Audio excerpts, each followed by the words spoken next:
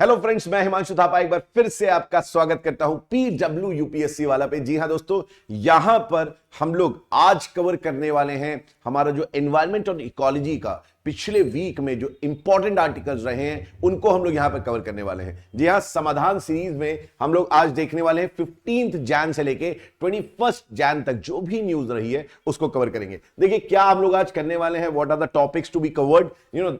First we are going to cover global risk report 2023। तो हम लोग सबसे पहले कवर करेंगे ग्लोबल रिस्क रिपोर्ट 2023। ये रिपोर्ट जो है वर्ल्ड इकोनॉमिक फोरम ने दी है, देखेंगे इसमें क्या चीजें हैं। इसके साथ साथ हम लोग देखेंगे नेशनल क्लीन एयर कैंपेन, जिसको एनसीएपी भी बोलते हैं हम, उसमें क्या है, वो क्यों न्यूज में है, इसको भी देखेंगे हम लोग। साथ ही यहां पर हम लोग देखेंगे फायर, यहां पर लिखा हुआ AID, तो ये AI आप देखेंगे तो कैपिटल में है, मतलब आर्टिफिशियल इंटेलिजेंस। तो फायर एड इनिशिएटिव क्या है, कौन लेके आया है, क्या चीज है, इसको कवर करेंगे। और उसके साथ साथ यहां पर हम लोग देखेंगे कि ग्रेटर स्कोप जो है, हम लोग फौना की बात करेंगे, ठीक है। तो फौना में देखेंगे ग्रेटर स्कोप क्या है, और यहां पर फ्लोरा में बात करेंगे कि नील कुरिंजी क्या है। तो ये 5 आर्टिकल हैं जिसको हम लोग कवर करेंगे। तो विदाउट वेस्टिंग टाइम हम लोग अपना स्टार्ट करते हैं जर्नी को, ठीक है। तो पहली हमारा जो आर्टिकल है that is 18th edition of global risk report 2023, ठीक है। इसका कंटेक्स्ट क्या है, ये जो रिपोर्ट है इसका कंटेक्स्ट क्या है। तो recently the world economic forum WEF released the 18th edition of Global Risk Report 2023, which seeks that the world is prepared for natural disasters and extreme weather events in the next 2 years, ठीक है। तो यहां पर ये बोल रहा है कि हमारा जो विश्व है, जो हमारा वर्ल्ड है, वो नेचुरल डिजास्टर है ना, जो आपके प्राकृतिक आपदाएं हैं, नेचुरल डिजास्टर्स हैं, प्लस एक्सट्रीम वेदर इवेंट्स जो हो जाते हैं, उसके लिए हमारा वर्ल्ड प्रिपेयर है फॉर नेक्स्ट 2 years, ठीक है। इस रिपोर्ट में देखिए आगे क्या लिखा हुआ है। WEF report has been release ahead of its flagship Davos 2023 meeting which is titled as cooperation in a fragmented world. तो देखिए यहां पर जब इन्होंने रिपोर्ट निकाली है तो आप जानते हैं कि यहां पर इनका जो फ्लैगशिप, आप जानते हैं डेवोस में आपकी मीटिंग होती है हर साल, राइट। तो यहां पर हमने देखा है कि उन्होंने यहां टाइटल निकाला है cooperation in a fragmented world, मतलब कि जो हमारे बिखरे हुए वर्ल्ड हैं, यहां पर वो संदेश देना चाहते हैं जो डेवलप्ड नेशंस हैं, है ना, जो डेवलपिंग नेशंस हैं, जिनके बीच में बहुत रिफ्ट है, उन सबको साथ आना चाहिए, ठीक है। इसके बारे में यहां पर ये आपका मीटिंग होने वाली है जिसका ये टाइटल है। और इससे पहले इन्होंने क्या निकाला है, इससे पहले निकाला है ग्लोबल रिस्क रिपोर्ट। तो आइए हम लोग देखते हैं कि हमारा सबसे पहले तो वर्ल्ड इकोनॉमिक फोरम के बारे में आप थोड़ा सा समझ लीजिए, क्योंकि यहां से क्वेश्चंस आपके आ जाते हैं कई बार प्रीलिम्स में, ठीक है। तो वर्ल्ड इकोनॉमिक फोरम है, ये स्विस नॉन प्रॉफिट, आप जाइएगा, स्विस नॉन प्रॉफिट फाउंडेशन है जो कि 1971 में स्टैब्लिश हुआ था। इसका ये बेस्ड आउट कहां से है, जेनेवा स्विट्जरलैंड से, ठीक है। जेनेवा स्विट्जरलैंड से बेस्ड आउट है। और ये याद रखिएगा एक नॉन प्रॉफिट है ना, स्विस ऑर्गेनाइजेशन है, मतलब स्विट्जरलैंड की ऑर्गेनाइजेशन है जो कि नॉन प्रॉफिट है। दूसरी चीज, recognized by the Swiss authorities as the International Institute for Public Private Cooperation, ठीक है। याद रखिएगा जो स्विस अथॉरिटी है इसको international institution for public private cooperation की तरह रिकॉग्नाइज करती है। दूसरी चीज, यहां पर कई बार पेपर में आपके आ जाता है कि WEF जो है ये कौन कौन सी रिपोर्ट्स निकालती हैं, है ना। तो ग्लोबल रिस्क रिपोर्ट तो निकाला है, इसके साथ साथ यहां पर आप याद रखिएगा कि ये एनर्जी ट्रांजिशन इंडेक्स निकालता है, ठीक है। ग्लोबल कॉम्पिटिटिवनेस रिपोर्ट निकालता है, तो ग्लोबल कॉम्पिटिटिवनेस रिपोर्ट निकालता है, ग्लोबल IT रिपोर्ट निकालता है, ग्लोबल जेंडर गैप रिपोर्ट निकालता है, global travel and tourism report निकालते हैं। तो ये और अदर इंपॉर्टेंट रिपोर्ट्स हैं जो कि हमारा वर्ल्ड इकोनॉमिक फोरम निकाल रहा है। याद रखिएगा वर्ल्ड इकोनॉमिक फोरम ये रिपोर्ट्स निकालता है। अब आते हैं, बात करते हैं इस रिपोर्ट की जो कि है हमारा ग्लोबल रिस्क रिपोर्ट 2023। इसकी फाइंडिंग्स क्या है, सबसे पहली चीज समझे, पहला पॉइंट इसकी फाइंडिंग का, failure to mitigate climate change as well as failure of climate change adaptation are the 2 most severe risks facing the world in the next decade, followed by natural disasters and extreme weather events and biodiversity loss and ecosystem collapse। तो देखिए इन्होंने एक report निकाली और इस report में कहा है कि अगले 10 साल में, ठीक है, 2033 तक, अगले 10 years में क्या होने वाला है, हम लोग फेल कर जाएंगे। किस चीज को फेल कर गए, कि जो हमारा ये क्लाइमेट चेंज है, जो क्लाइमेट चेंज हो रहा है, इसको हम लोग कम नहीं कर पाए, इसको मिटिगेट नहीं कर पाए। साथ ही साथ जो क्लाइमेट चेंज हो रहा है उसको अडाप्ट भी नहीं कर पाए। ये भी एक फेलियर है कि जो क्लाइमेट चेंज अडाप्टेशन है, जो चेंज हो रहा है उसके अकॉर्डिंग हम लोग अडाप्ट भी अपने आप को नहीं कर पाए। और ये सबसे ज्यादा आप देख लीजिए, दोनों क्लाइमेट चेंज जो मिटिगेट नहीं कर पाए क्लाइमेट चेंज को, और जो फेलियर है क्लाइमेट चेंज अडाप्टेशन का, ये दो मोस्ट सीवियर रिस्क बनाए गए हैं। सीवियर रिस्क बताए गए हैं कब? हमारा जो दुनिया फेस कर रही है, वर्ल्ड फेस कर रही है, जो कि नेक्स्ट डिकेड में, अगले 10 सालों में फेस करेगी। इसके बाद इन्होंने कहा कि और भी रिस्क हैं। कैसे रिस्क है? नेचुरल डिजास्टर्स और एक्सट्रीम वेदर इवेंट्स एक बहुत बड़ा रिस्क है जो अगले 10 साल में हम लोग फेस करने वाले हैं। इसके साथ साथ बायोडायवर्सिटी लॉस और इकोसिस्टम कोलैप्स जो हो रहे हैं, जो हमारी जो फ्लोरा और फौना, जो स्पीशीज एक्सटिंक्ट कर जा रहे हैं, और जो इकोसिस्टम हमारा जो है खत्म हो रहा है। जैसे आप देख रहे होंगे 2000 में अरल सी कितना बड़ा था, अरल सी जो है वो कितना छोटा होता चला जा रहा है, राइट? तो ये क्या हो रहा है? एक इकोसिस्टम ही कोलैप्स कर जा रहा है, वहां पर जो बायोडायवर्सिटी है वो कोलैप्स कर जा रही है ना? तो ये भी एक बहुत बड़ा आपका रिस्क है अगले 10 सालों में। यहां पर बोला गया है ओवर द नेक्स्ट 10 इयर्स और by 2033 the interconnections between biodiversity loss, pollution, natural resource consumption, climate change and socio economic drivers will make for a dangerous mix. तो ये बोल रहे हैं क्या? यहां पर चेतावनी दी गई है, यहां बताया गया है कि अगले 10 सालों में जो आपका बायोडायवर्सिटी लॉस हो रहा है, जो फ्लोरा फौना के स्पीशीज एक्सटिंक्ट कर जा रहे हैं, खत्म हो जा रही हैं। आप देखिए, पहले आप लोग देखते थे कि आसमान में किस तरीके से हमारे बर्ड्स टहलते थे ना, आज देखो दिखती हैं क्या उतनी बर्ड्स? नहीं दिखती हैं। क्यों? ये बायोडायवर्सिटी लॉस का एक सीधा सीधा आपके सामने डायरेक्ट एग्जाम्पल है, राइट? भाई जंगल में तुम नहीं जाओगे, लेकिन अपनी छत में तो जाते हो, अपने रूफ टॉप में तो जाते हो, एंड व्हाट यू सी, आप देखते हैं आपको कुछ दिख ही नहीं रही, आपको बर्ड्स नहीं दिख रही हैं। ये एक सीधा सा एग्जाम्पल है कि बायोडायवर्सिटी लॉस हो रहा है। इसके साथ साथ पॉल्यूशन कितना भयंकर पॉल्यूशन हो रहा है सिटीज में, आपका tier 1 cities, tier 2 cities, tier 3 cities pollution हो रहा है। इसके साथ साथ जो हमारे नेचुरल रिसोर्सेज हैं उनको हम कंज्यूम कर ले रहे हैं, हम खत्म कर दे रहे हैं नेचुरल रिसोर्सेज को, ठीक है? तो एक नेचुरल रिसोर्सेज का कंजम्पशन प्लस क्लाइमेट चेंज। आप देखिए क्लाइमेट चेंज कितना ज्यादा हो रहा है। पहले इतनी गर्मी नहीं पड़ती थी, इतना ज्यादा हीट वेव नहीं होता था, अब देखो कितनी ज्यादा हीट वेव हो रही है। तो एक क्लाइमेट चेंज बहुत बड़ा फैक्टर है, और क्लाइमेट चेंज से आप जानते हैं ग्लेशियर्स मेल्ट कर रहे हैं ग्लोबल वार्मिंग से, राइट? सी लेवल इंक्रीज हो रहा है, प्लस आपका सोशो इकोनॉमिक डाइवर्स, जो हमारे इन सब चीजों से हमारा जो समाज, जो सोसाइटी है, जो हमारी इकोनॉमी इससे रिलेटेड है, वो सभी मिल के आप याद रखिएगा कि it is going to be a dangerous mix in next 10 years, ठीक है? तो अगले 10 सालों में ये बहुत खतरनाक होने वाला है, बहुत ज्यादा खतरनाक होने वाला है, ठीक है? तो इसकी चेतावनी हमें इस रिपोर्ट में दी गई है। इसके साथ साथ देखिए यहां पर याद रखिएगा कॉस्ट ऑफ लिविंग, जो हम रह रहे हैं, जीवन है ना, जो जीवन हम लोग जी रहे हैं, उसकी कॉस्ट ऑफ लिविंग जो है, ये top most serious global risk है। कहां पर? Short term, over the 2 years. जो नेक्स्ट 2 साल में सबसे बड़ा रिस्क है वो क्या है? कि आप जी ही नहीं पा रहे हैं, ठीक है? क्योंकि कॉस्ट ऑफ लिविंग इतनी ज्यादा है। आप जहां पर रह रहे हैं वहां पर रेंट इतना ज्यादा बढ़ा हुआ है, वहां पर टैक्स, आपके दुनिया भर के टैक्स लगे हुए हैं, वहां पर ट्रांसपोर्ट महंगा है, खाना महंगा है।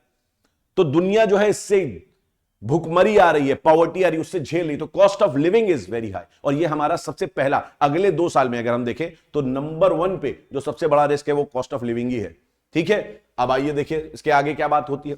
यहां पर the world has struggle to make the required progress on climate change despite 30 years of global climate advocacy and diplomacy. तो भैया हम लोग 30 साल से चिल्ला रहे हैं बार बार क्लाइमेट चेंज, हम ये करेंगे, हम वो करेंगे, हमें ये करना चाहिए, हमें वो करना चाहिए। बहुत एडवोकेसी हो रही है, बहुत डिप्लोमेसी हो रही है ना? दुनिया भर के आपके प्रोटोकॉल्स आ रहे हैं, लेकिन उसके बावजूद in spite of all these things we have struggled to make the required progress. जो होना चाहिए था, हमारी उन्नति, जो प्रोग्रेस होनी चाहिए थी, जो डेवलपमेंट होना चाहिए था, जो हमें क्लाइमेट चेंज को कम करना चाहिए था, वो हम नहीं कर पाए, इतनी ज्यादा बात करने के बावजूद भी। ये रिपोर्ट हमको बता रही है।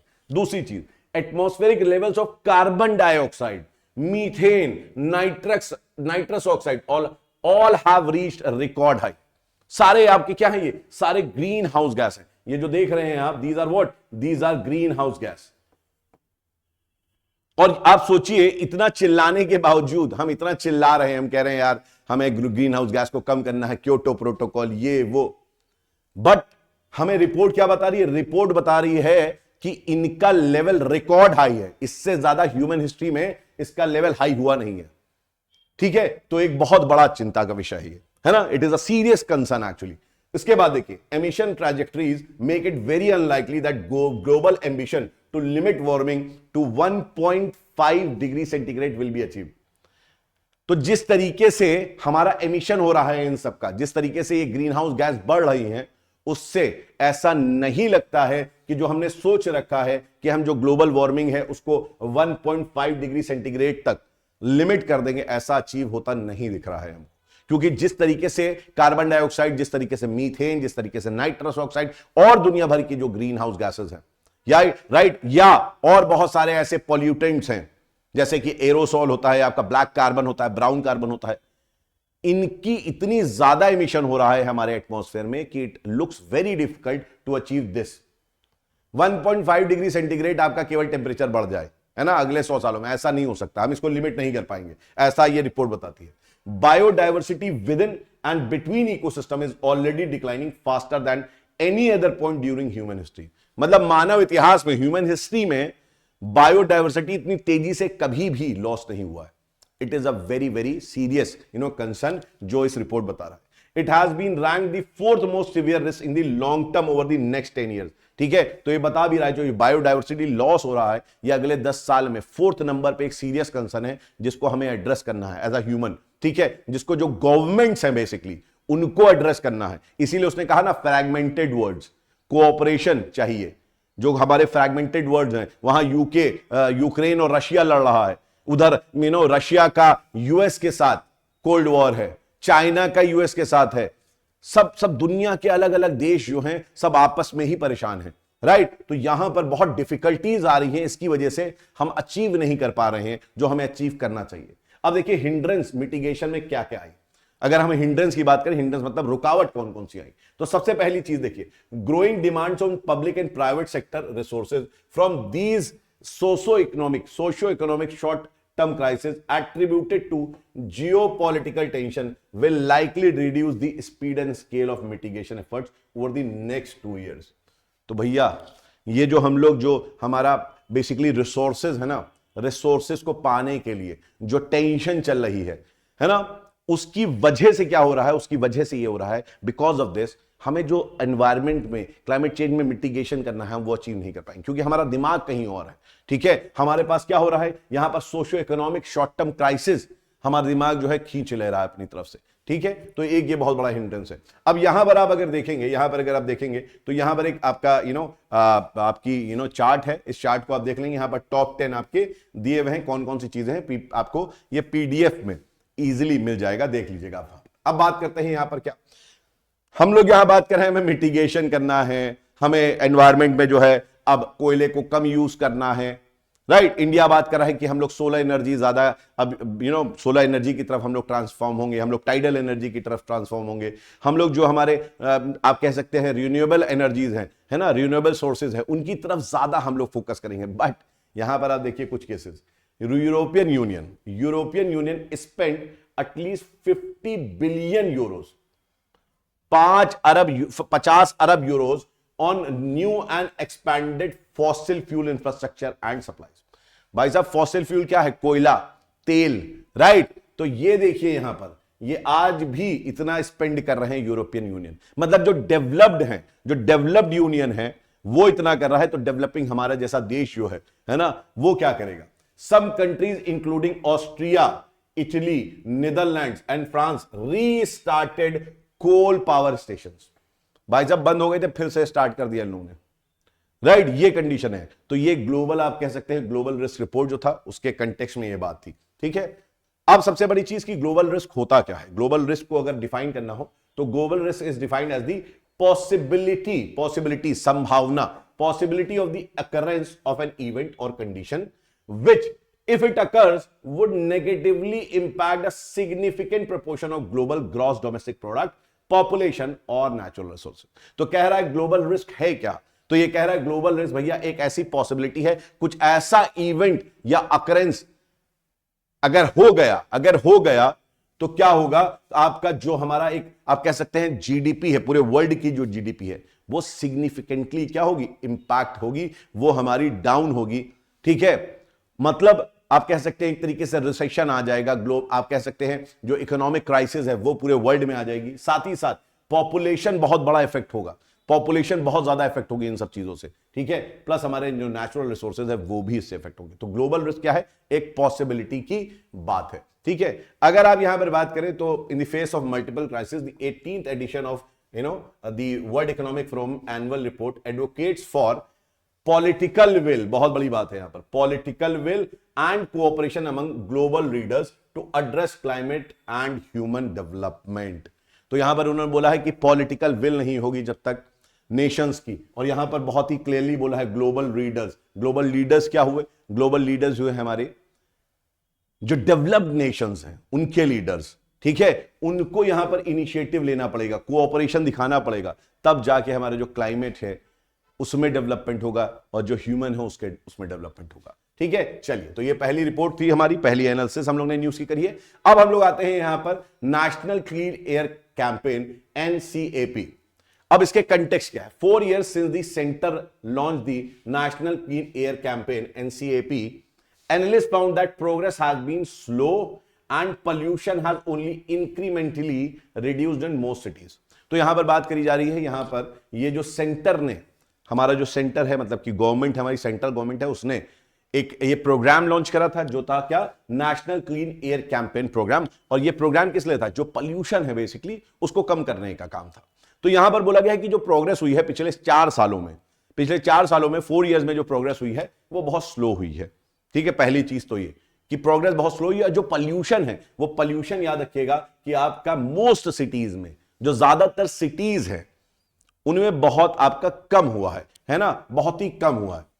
अब यहां पर ये बात कर लेते हैं किसके बारे में, NCAP के बारे में बात कर लेते हैं। क्वेश्चंस यहां पे आ जाते हैं आपके पेपर में, तो याद रखिएगा Ministry of Environment, Forest and Climate Change launch the national clean air Programme, National clean air Programme, ठीक है, जिसको नेशनल क्लीन एयर कैंपेन भी कहते हैं, to prepare clean air action plans, ठीक है। तो ये प्लान जो है ये आपका मिनिस्ट्री थी, जो ministry of Environment, Forest and Climate change, उसने ये लॉन्च करा था। और उसको ये एम था, उसका ये एम है आज भी कि जो हमारे पोल्यूशन है, एयर जो है वो क्लीन हो जाए, ठीक है। उसका यही है कि क्लीन एयर हो जाए हमारे, ठीक। NCAP will be a mid term, देखो जब ये लॉन्च हुआ था तो यहां पर ये बात कर गई थी, will be a mid term 5 year action plan. तो ये बेसिकली 5 year एक्शन प्लान था with 2019 as the first year. तो इसका बेस ईयर 2019 रखा गया था।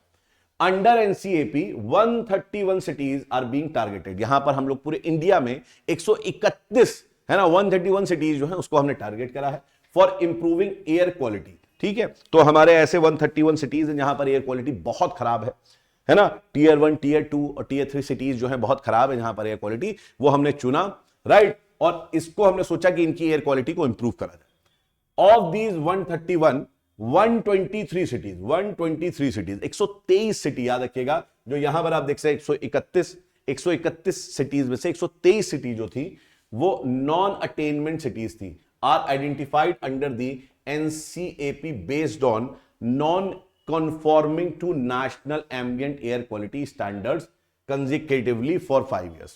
मतलब समझे यहां पर, मतलब यह है कि 131 में से 123 सिटी 123 सिटीज आउट ऑफ 131 ऐसी सिटीज थी जो कि हमारा national ambient air quality standards जो है, इनके स्टैंडर्ड्स को लगातार 5 साल से फॉलो नहीं कर रही थी, उनको हमने पिक कर लिया। इस 131 में ऐसी हमारी 123 सिटीज थी। It is the first ever effort in the country to frame a national framework for air quality management with a time-bound reduction target। तो ये पहला ऐसा एफर्ट था जिसमें हम लोग ने एक टाइम सेट करा और इस टाइम में हमने सेट करके एक फ्रेमवर्क तैयार करा, नेशनल फ्रेमवर्क, जिसमें हम एयर क्वालिटी जो है वो इंप्रूव कर पाए। ये पहला ऐसा था। Implementation of the city specific action plans to be regularly monitored by committees at the central and the state level, namely steering committees, monitoring committees and implementation committee। तो यहां पर इसके इंप्लीमेंटेशन को कि ये सही से चल रही है कि नहीं, उसके लिए सेंटर और स्टेट लेवल दोनों पे हमने कमिटीज बनाई और इन कमिटीज का नाम था स्टीयरिंग कमिटीज के लिए थी, मॉनिटरिंग कमिटीज के लिए थी और इंप्लीमेंटेशन कमिटीज के लिए थी, ठीक है। अब यहां पर आप देखेंगे तो ये पीपीटी में आपको मिल जाएगा, इसका टारगेट क्या था, इसका ऑब्जेक्टिव क्या था, अप्रोच इसका क्या था, इसका टेन्योर क्या था, ठीक है। ये मिल जाएगा आपको, आप देख लीजिएगा। वैसे भी आप लोग जब पढ़ते हैं एनवायरमेंट इकोलॉजी तो ये स्टैटिक पोर्शन में हम पढ़ते हैं। एनसीएपी के इनिशिएटिव्स क्या क्या थे, ठीक है। यहां पर देखिए इनके इनिशिएटिव क्या था। इनिशिएटिव, पहला इनिशिएटिव देखिए, national air quality monitoring network will be augmented. तो पहला यहां पर इनिशिएटिव किसके बारे में बात करी कि हम लोग नेशनल लेवल पे एयर क्वालिटी मॉनिटरिंग नेटवर्क हम लोग बनाएंगे, तो हमारी जो एयर क्वालिटी है उसको हम मॉनिटर कर पाए, इसके लिए एक नेटवर्क बनाएंगे। दूसरी चीज यहां पर air quality management plan for the cities chosen, ठीक है। तो यहां पर हम लोग एक एयर क्वालिटी मैनेजमेंट प्लान बनाएंगे, ठीक है, जो हम लोग ने 131 सिटीज चूज करी है उसके लिए। दूसरी चीज indoor air pollution monitoring and management, तो एक इंडोर एयर पोल्यूशन और आपका जो मॉनिटरिंग और मैनेजमेंट है वो भी यहां इनिशिएटिव लिया गया। उसके साथ साथ national emission inventory, national emission inventory, राष्ट्रीय स्तर पर, नेशनल लेवल पर एमिशन मतलब जो हमारा एमिट होनी है, पोल्यूटेंट जो एमिट हो रहे हैं, this is an inventory of the number of pollutants discharge into the air. तो हम देखेंगे नेशनल लेवल पे कि कितना पोल्यूशन जो है एक साल में हमने एमिट करा है ना, इसको फ्रेगमेंट में देखेंगे, क्वार्टरली, मंथली, ऐसे करके। Network of technical institutions, obviously बात है बहुत सारे ऐसे टेक्निकल इंस्टीट्यूशंस है, जैसे आईआईटीज हो गए है ना, एनआईटीज हो गए, और भी बहुत सारे पोल्यूशन पे इंस्टीट्यूशंस काम कर रहे हैं, उनका एक नेटवर्क बनाना ताकि हम ये अचीव कर पाए, नई नई इनोवेशंस को हम ले आ पाए, ठीक है। टेक्नोलॉजी असेसमेंट सेल्स आपके बनाए जाए, ठीक है, ये इनिशिएटिव हुआ। और international cooperation including the sharing of best practices with respect of abatement of air pollution. तो यहां पर क्या करा गया कि हम लोग ने अलग अलग कंट्रीज के साथ यहां पर क्या करा, कोलैबोरेट करा, ताकि उनकी जो बेस्ट प्रैक्टिसेस हैं, जो बेस्ट वो लोग यूज कर रहे हैं अपने, है ना, इंप्लीमेंटेशन कर रहे हैं, एयर पोल्यूशन को कम कर रहे हैं, उनसे हम लोग चीजें यहां पर सीखें, ठीक है। अब यहां पर जो आपका है, यहां पर आप देखिए कि एनजीटी का व्यू क्या है बेसिकली यहां पर, ठीक है। The enforcement of the sustainable development principle and public trust doctrine required stern measures to be adopted to give effect to the mandate of international obligations for which the Environment Protection Act 1986 and other laws has been enacted। तो यहां पर बोला गया है कि जो हमारा environment protection act 1986 जिसको इनैक्ट हम लोगों ने करा था, या ऐसे और भी जो हमने लॉ इनैक्ट करे हैं, अगर वो इफेक्टिवली काम करे, या जिस बेसिस की वजह से, जिस एम से हमने उसको लॉन्च करा था, वो अगर सही से अचीव करना है, तो हमें एक चीज ध्यान रखनी पड़ेगी कि हमें बहुत सारे स्टर्न मेजर्स लेने पड़ेंगे, जिसमें हम लोग को सस्टेनेबल डेवलपमेंट और जो पब्लिक ट्रस्ट डॉक्ट्राइन है उसको भी अचीव करना है उसी के साथ साथ, ठीक है, उसको लेके चलना है। The right to clean air stood recognised as the part of the right to life and failure to address air pollution was a denial of the right to life. तो ऐसा बोला गया, क्या बोला गया कि जो राइट टू क्लीन एयर, ये हमारा अधिकार है भाई, ये हमारा राइट है कि हमें स्वच्छ वायु मिले कि नहीं मिले, यह हमारा अधिकार है कि हमें स्वच्छ वायु मिले, क्योंकि ये राइट टू लाइफ में आता है, ठीक है, यह हमारा फंडामेंटल राइट है, और अगर हमें ये नहीं मिल रहा है तो हमारा ये फेलियर है फंडामेंटल राइट्स का बेसिकली, ठीक है। तो ये भी बात हुई। Review the action in terms of the shift of e vehicles and CNG vehicles, intensifying public transport systems, mechanical cleaning of roads, improvement in fuel quality. तो यहां पर बोला गया क्या कि जो एक्शंस हैं, है ना, उनको हमें रिव्यू करना है। कौन से एक्शंस जो हम लोग देख रहे हैं कि अब हम लोग जो ट्रेडिशनल हमारे व्हीकल्स थे उसको ई व्हीकल में या सीएनजी व्हीकल में हम लोग शिफ्ट हो रहे हैं, तो वो देखना है, हमें रिव्यू करना है ट्रांजिशन को। हमें जो पब्लिक ट्रांसपोर्ट सिस्टम है, पब्लिक ट्रांसपोर्ट सिस्टम हमारा जो है वो ग्रीन हो, है ना, हम लोग ग्रीन फ्यूल यूज करें, उस पर फोकस करना है। मैकेनिकल क्लीनिंग, जो रोड्स की हमारी मैकेनिकल क्लीनिंग है, जो पॉल्यूशंस उठते हैं हमारे, जो रोड्स हमारी सही नहीं है, उसकी वजह से जो एयर पोल्यूशन आता है उसको हमें कंट्रोल करना है। और जो हमारा फ्यूल क्वालिटी है ना, इसको भी हमें अच्छा करना है। हम लोग बात करें एथेनॉल यूज करने के लिए, है ना, कि एथेनॉल अगर आ जाएगा तो हमें कहीं ना कहीं हम लोग पेट्रोल का कंजम्पशन कम कर देंगे, जिससे हमारा एनवायरमेंट सही रहेगा। तो इस तरीके की चीजें जो है एनजीटी की व्यू में। प्रोग्रेस जो है, रिपोर्ट जो आई है, रिपोर्ट की उसके बेसिस पे प्रोग्रेस कैसी है, progress based on the report. Air quality has improved in only 49 out of 131 cities. पहली चीज तो 131 सिटीज में केवल और केवल 49, मतलब 50 सिटीज भी नहीं है, ओनली 49 सिटीज हैं जो कि जिसमें इंप्रूवमेंट आपको नोटिस करा गया है, ठीक है, प्रीवियस ईयर के कंपैरिजन में। Only 38 out of 131 cities that were given annual pollution reduction targets under agreement signed between state pollution control boards, urban local bodies and the center management to meet the targets। ठीक है, तो यहां पर याद करिएगा कि केवल और केवल 38 ऐसी आपकी सिटीज हैं जिनको that were given what annual pollution reduction targets, उसके अलावा किसी को दिया ही नहीं गया है। ठीक है, ये एक बहुत बड़ा इशू है। दूसरी चीज फंडिंग इशू एक बहुत बड़ा प्रॉब्लम है, फंड्स नहीं है हमारे पास। ठीक है, तो for dispersing fund the central pollution control board, ठीक है, जो हमारा सेंट्रल पोल्यूशन कंट्रोल बोर्ड है, which coordinate the programme, only consider levels of PM10 the relatively larger coarser particles.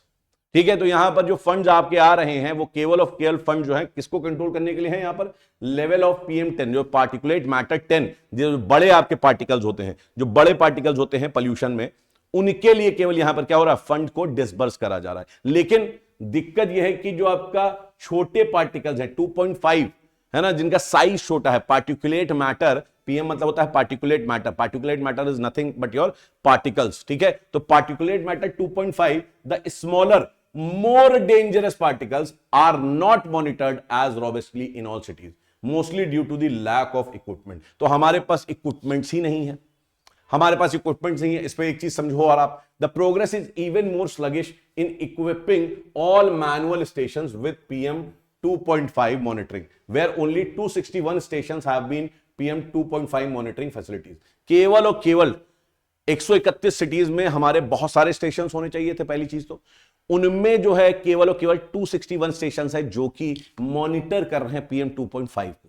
ठीक है, बस उन्हीं के पास फैसिलिटी है, उन्हीं के पास इक्विपमेंट है, हमारे पास फंड ही नहीं है basically. India will need to install more than 300 manual air quality monitoring stations, manual याद रखिएगा, manual air quality monitoring stations per year to reach the national clean air programme goal of 1,500 monitoring station by 2024। Only 180 stations have been installed over the last 4 years। केवल और केवल हमें कितने करे हैं, 180 हमने यहां पर मॉनिटरिंग स्टेशंस करे हैं, जबकि हमें करना कितना था, तो 2023। हाँ, ये जरूर है कि बीच में कोरोना आया, बहुत कुछ हुआ, लेकिन अब हमें जो है बहुत तेजी से क्या करना है, हमें बहुत तेजी से अपने मैनुअल जो हमारे monitoring air quality monitoring station है उनकी संख्या को, उनके नंबर्स को बढ़ाना है। ठीक है, अब यहां पर देखिए लकूने इन दी NCAP, तो क्या क्या प्रॉब्लम्स है। This review highlights the existing lacunae in the current structure of the NCAP such as lack of comprehensive mechanism to govern air quality management at the city, district, state and recognised level at airshed level. तो यहां पर सबसे पहली चीज तो हमारे पास कोई comprehensive mechanism नहीं है, ठीक है, जिससे हम मेजर कर पाए कि कितना पोल्यूशन आ रहा है। Lack of any substantive emission load reduction based approach, as no action plan speaks of cap on the consumption of fossil fuels and its reduced usage, especially in the power and transport sector। तो basically क्या है भाई बात, मुद्दे की बात देखो, यहां पर समझो क्या है मुद्दे की बात यह है कि कोई सब्सटैंशिएटिव हमारे पास एमिशन लोड रिडक्शन का कोई अप्रोच ही नहीं है। मतलब तुम ट्रांसपोर्ट सेक्टर में, एनर्जी सेक्टर में कितना कोयला जला रहे हो, ट्रांसपोर्ट में कितना तुम डीजल फूक दे रहे हो, कितना कोयला फूक दे रहे हो, उसका कोई प्लान ही नहीं है कि हम उसको रिड्यूस करें। तो भैया एयर क्वालिटी कैसे सही होगी। तो यहां पर आप देखेंगे तो कोई लोड रिडक्शन बेस्ड अप्रोच है ही नहीं बेसिकली। ठीक है, और कोई कैपिंग नहीं है कि भाई इससे ज्यादा तुम यूज नहीं कर सकते हो, कोई कैपिंग है ही नहीं, है ना। कैपिंग मतलब क्या होता है कि भाई एक लिमिट है, बस यहीं तक यूज कर सकते हो, उसके ऊपर यूज नहीं कर सकते हो, अदरवाइज पेनल्टी पड़ेगी, ऐसा कुछ नहीं है।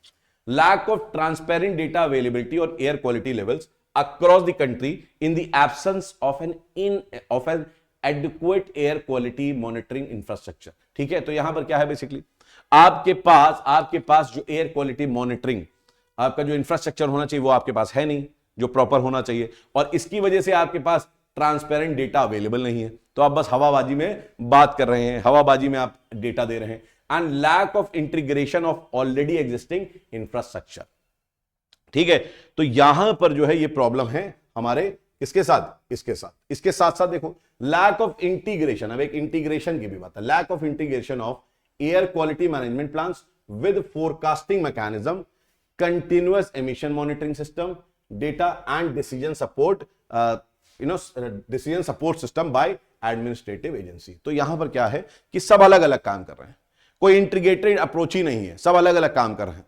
सबका एम तो है कि रिडक्शन हो जाए, लेकिन कोई सिस्टमैटिक अप्रोच नहीं है। तो यहां पर जो एयर क्वालिटी मैनेजमेंट प्लान्स हैं उनको सिस्टमैटिकली काम करना चाहिए। ये फोरकास्टिंग मैकेनिज्म है हमारे, ठीक है, जो कंटिन्यूअस आपके जो फोरकास्टिंग मैकेनिज्म हो गए, या कंटिन्यूअस एमिशन जो मॉनिटरिंग करते हैं उनके जो सिस्टम्स हैं वो हो गए, या आपका डिसीजन आपका सपोर्ट सिस्टम हो गया, इनको साथ में काम करना चाहिए। ठीक है, तो ये साथ में अभी तक जो एडमिनिस्ट्रेटिव एजेंसीज हैं इंटीग्रेटिवली काम कर नहीं रही हैं। lack of transparency in sharing action plan status reports by cities, states and ministries even at the national level through the NCAP portal प्राण, ठीक है, याद रखिएगा NCAP पोर्टल है प्राण, shows a lack of accountability on the part of concerned authorities and agencies, ठीक है, तो ये भी एक समस्या है, ये भी एक बहुत बड़ी समस्या है, ठीक। अब देखिए यहां पर आप चीज एक समझिएगा, ठीक है, यहां पर आप समझिएगा कि the union minister of electronics and information technologies, ठीक है, जिसको हम बोलते हैं क्या, मीटी, has launched technology for air quality monitoring system, जिसका नाम क्या है, नाम याद रखो, क्या है इसका नाम, इसका नाम है air quality monitoring system AIAQMS version 1.0, ठीक है। What is the air quality monitoring system, that is AIAQMS version 1.0। ये जो डेवलप करा गया है, किसने डेवलप करा है, तो याद रखिएगा ये सीडैक ने डेवलप करा है, सीडैक कोलकाता ने, किसने डेवलप करा है, ये फैक्चुअल इंफॉर्मेशन है, याद रख लो, सीडैक कोलकाता ने डेवलप करा है, तुम्हारे पेपर में आ जाएगा ये, है ना।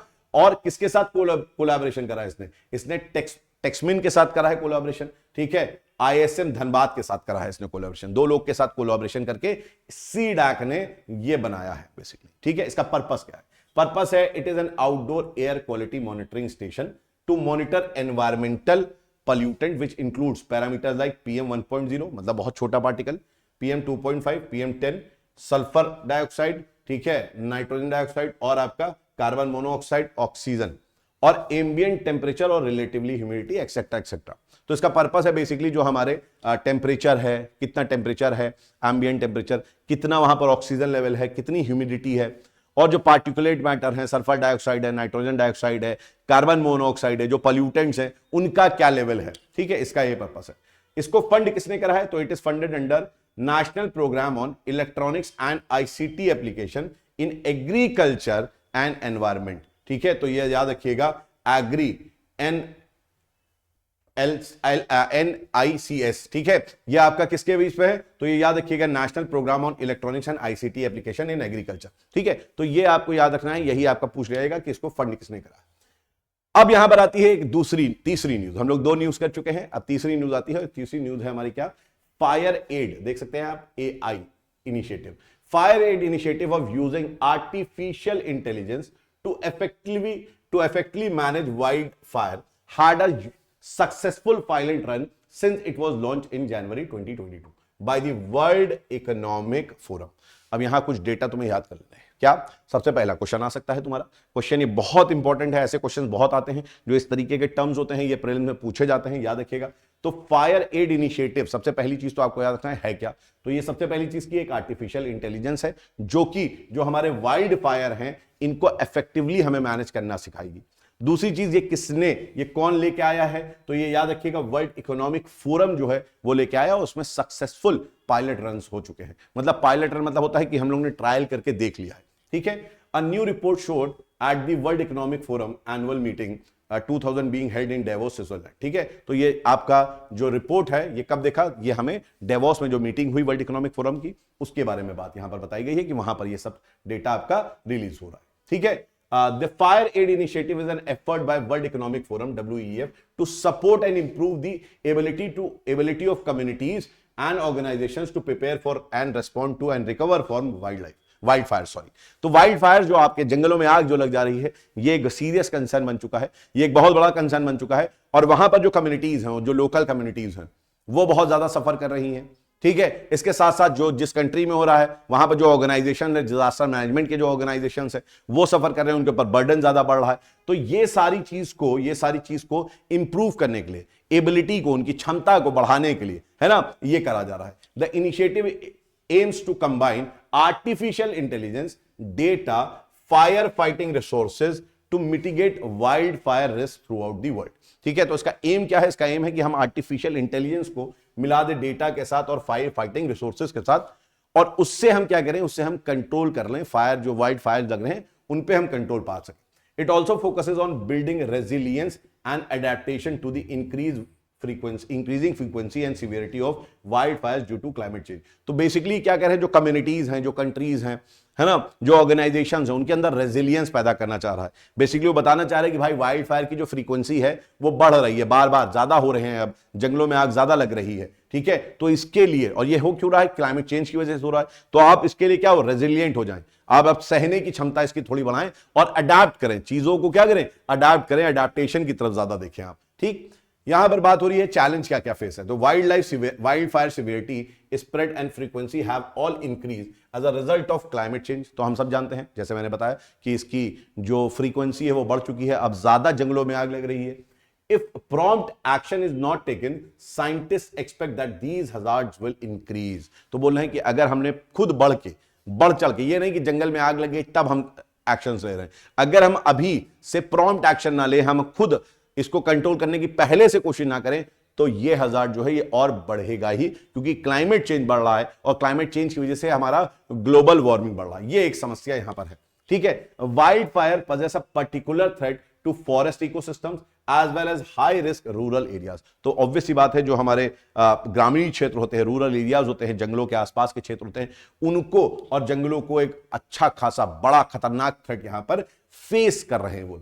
अब यहां पर एक चीज समझिए, critical services and resources such as health, safety, forestry, natural disaster and emergency relief agencies and rural planning are also overburdened. तो ऑब्वियस सी बात है भाई, है ना, ये सारी जो चीजें हैं, हेल्थ एंड सेफ्टी हो गया आपका, फॉरेस्ट्री हो गया, natural disaster and emergency relief agency जो हो गई, है ना, उसके साथ साथ जो रूरल प्लानिंग है, रूरल प्लानिंग की जो आपकी एजेंसीज हो गई, सब पे ज्यादा काम आ जाएगा भाई। अब जंगल में आग लग रही है तो हम लोग जो पहले प्लानिंग कर रहे थे ग्रामीण क्षेत्रों में, अब हमें अलग तरीके से प्लानिंग करनी पड़ेगी, कुछ और हमें यहां पर जो है प्लानिंग करके सोचना पड़ेगा कि अगर आग लग जाती है तो हम क्या करेंगे, कैसे करेंगे, राइट। तो सबके ऊपर बर्डन बढ़ रहा है। जो हमारे हेल्थ एंड सेफ्टीज है, वहां पे हॉस्पिटल ज्यादा होगा, ज्यादा आपको उसके ऊपर भी बर्डन आ रहा है कि भाई आग वग लग गई तो वहां पर अगर कुछ ट्रेजेडी हो गई, वहां पर कुछ अगर नुआंसेस हो जाते हैं तो उनको कैसे कंट्रोल करें।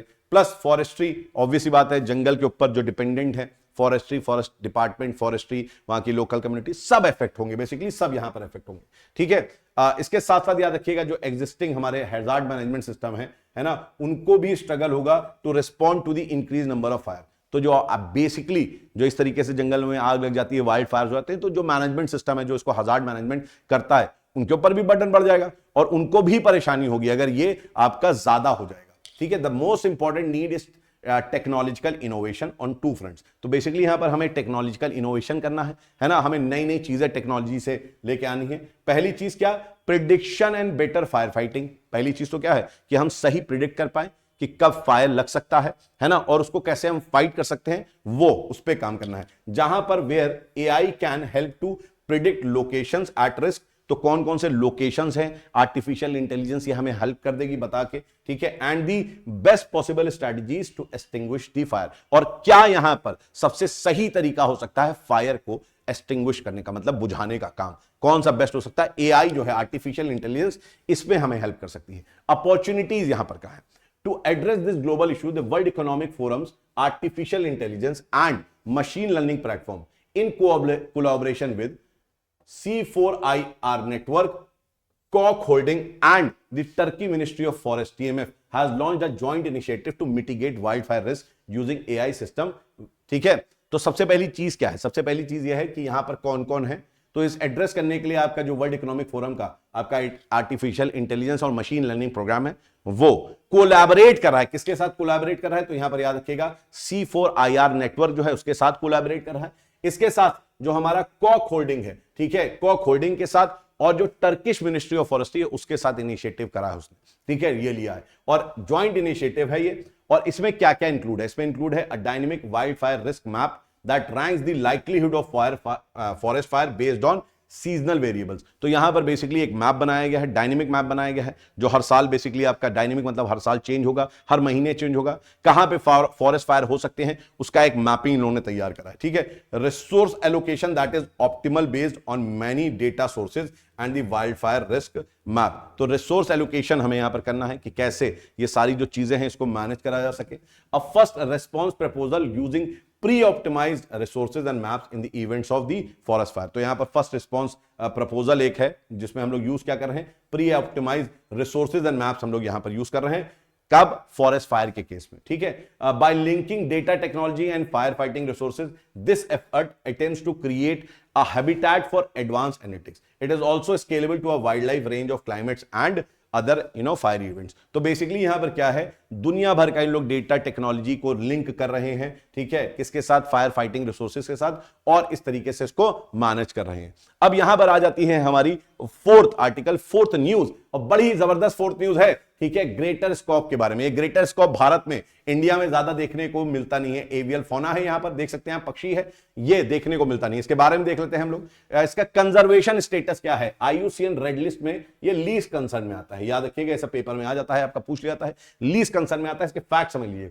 It is a rare species of duck, ये डक की स्पीशीज है, ठीक है, ये डक की स्पीशीज है। The greater scaup locally known as, locally देखो यहां पर हम लोग जब लोकटक लेक है ना, लोकटक लेक में इसको क्या बोलते हैं, लोकटक लेक में इसको बोलते हैं सदंग मन, ठीक है, सदंग मन इसको बोलते हैं, सदंग मन, ठीक है। और ये लोकटक लेक में आपका कभी कभी देखने को मिलता है, ठीक है। लोकटक लेक में आपका बिष्णुपुर डिस्ट्रिक्ट पे लोकटक लेक है, वहां पर लगभग ये 90 ईयर्स के बाद आपका देखने को मिला है, जो कि पहले मिलता था, ठीक है। तो ये जो है अब जो आपका कभी कभी आपका न्यूज में आता था कि मिल रहा है, इसको साइट कर लिया गया है इस बार साइट करा गया और बोला जा रहा है कि ये पहले, इससे पहले आ नहीं रहा था, वो सब केवल बातें थी, और 90 साल बाद ये देखा गया है आपका, ठीक है। और ये कहां देखा गया है, ये लोकटक लेक में देखा गया है। The greater scaup is a medium size diving duck species that belongs to the family Anatidae, ठीक है, याद रखिएगा, यहां पर ये डाइविंग डक है, ये डाइविंग डक है, मतलब कि ये उड़ती है और नीचे अपने शिकार करने के लिए नीचे आ सकती है, डाइव कर सकती है। The greater scaup species is distributed कहां कहां पर है, एशिया में, यूरोप में, यूनाइटेड स्टेट्स में एंड कनाडा में। It is a rare visitor to Indian subcontinent, तो ये बहुत कम आती है, 90 साल बाद आई है। It is known as scaup in Europe, इसको स्कॉप बोलते हैं यूरोप में, ब्लू बिल बोलते हैं नॉर्थ अमेरिका में, नॉर्थ अमेरिका में इसको ब्लू बिल बोलते हैं, ठीक है। ग्रेटर स्कॉप जो है ये ब्रीड कहां करती है, तो देखिए याद रखिएगा, ग्रेटर स्कॉप जो है ब्रीड करती है कहां पर, ठंडे क्षेत्रों में, अलास्का में कर रही है, ठीक है, साइबेरिया में कर रही है, या नॉर्थ कनाडा आपका जो हो गया ठंडा, नॉर्थ कनाडा पोल के पास है ना, and on the eastern side of Europe, तो जो ईस्टर्न साइड ऑफ यूरोप है जहां पे ठंडा है वहां पर करिए। And they flock to warmer region during the winter seasons, तो इस समय विंटर सीजन पे ये जो है साउथ की तरफ आई है, गर्म क्षेत्रों की तरफ आई है। भाई यहां पर ठंडा है लेकिन पोल से तो गर्म ही है, इसलिए यहां पर ये आई है।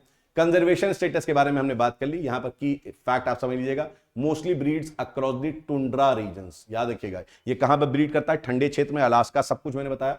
ये नॉर्थ अमेरिका के और यूरोप के ठंडे क्षेत्र में ये बेसिकली ब्रीड करता है। The breeding scaup inhabits shallow fresh water lakes, pools and rivers with grassy shore lines, ठीक है। तो ऐसे बेसिकली शैलो, आप कह सकते हैं शैलो फ्रेश वाटर लेक्स या रिवर्स के पास, जहां पे ग्रासी साइड में, जिसके क्या हो, ग्रासी शोर लाइन्स हो, ग्रास वास हो वहां पर, है ना, वैसी जगह पे क्या करते हैं, ब्रीड करते हैं, ठीक। अब एक चीज समझ लिया लोकटक लेक के बारे में। लोकटक लेक आप सब जानते हैं, बहुत ही फेमस लेक है नॉर्थ ईस्ट की, largest fresh water lake in north east India.